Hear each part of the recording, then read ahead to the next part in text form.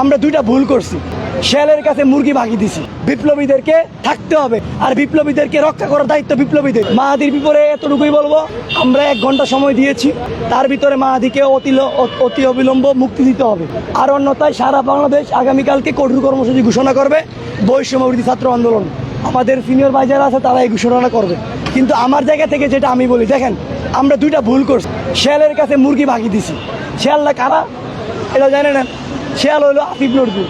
শেয়াল হইলো এই যে বৃদ্ধ কিছু উপদেষ্টা আছে, যারা ভারতের তাবেদারিতে চলে, যারা ক্ষমতাবান ব্যক্তিদের তাবেদারিতে চলে, তাদের কথা মতো নাচের পুতুল উঠে নামে তাদের মতোই চলে।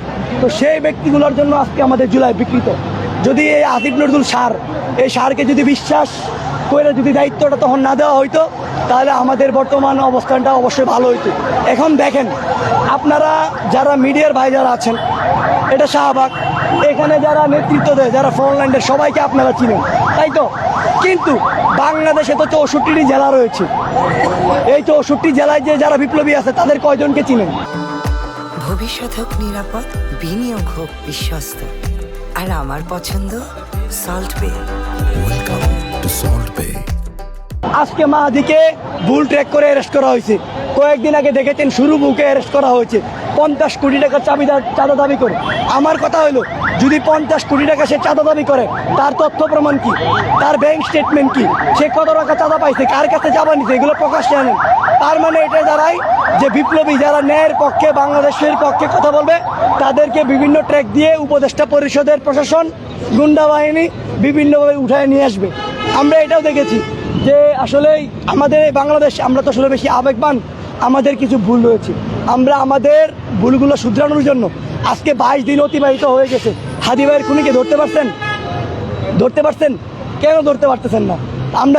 আমরা মনে করি সারা বাংলাদেশে না হলেও ধরেন 2 লাখ প্রশাসনিক লোক আছে, যারা পুলিশ, বিজিবি, র্যাব, আর্মি, তারা কি করে? তারা কেন ধরতে পারলো না? তাদের তো অনেক স্ট্রং নেটওয়ার্ক। আমরা দেখেছি গণ অভ্যুত্থানে যে সকল ভাইদের কোনো মোবাইল নাম্বার ছিল না, শুধু আন্দোলনে অংশগ্রহণ করেছে, একটা ছবি দেখে তাদেরকে অ্যারেস্ট করে নিয়ে আসা হয়েছে কিনা? বাসার থেকে উঠায় নিয়ে আসছে, আমরা দেখেছি। তাহলে সেই হাদি ভাইয়ের হত্যাকারী যারা আছে তাদেরকে কেন ধরতেছে না? কারণ একটাই, তাদেরকে ধরলে রাঘব বল পাওয়া যাবে। আর রাঘব বলদের ভিতরে উপদেষ্টা পরিষদের অনেকের নাম থাকতে পারে, বিভিন্ন রাজনৈতিক দলের নেতৃবৃন্দর নাম আসতে পারে। যদি এই নামগুলো প্রকাশ্যে চলে যায়, হাদি ভাই তো সারা বাংলাদেশের মানুষের হৃদয়ে বসবাস করে, তখন কি হবে? আরেকটা বিপ্লব হবে। এখন তারা শুধুমাত্র নির্বাচন নিয়ে ব্যস্ত।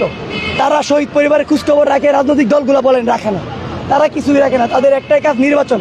আরে ভাই, নির্বাচনের জন্য কি এতগুলো মানুষ জীবন দিয়েছিল, এতগুলো মানুষ হাত পা হারিয়েছিল? সেই জায়গা থেকে আমি মনে করি বিপ্লবীদেরকে থাকতে হবে, আর বিপ্লবীদেরকে রক্ষা করার দায়িত্ব বিপ্লবীদের। সেই শপথে আমরা এখানে অবস্থান করেছি।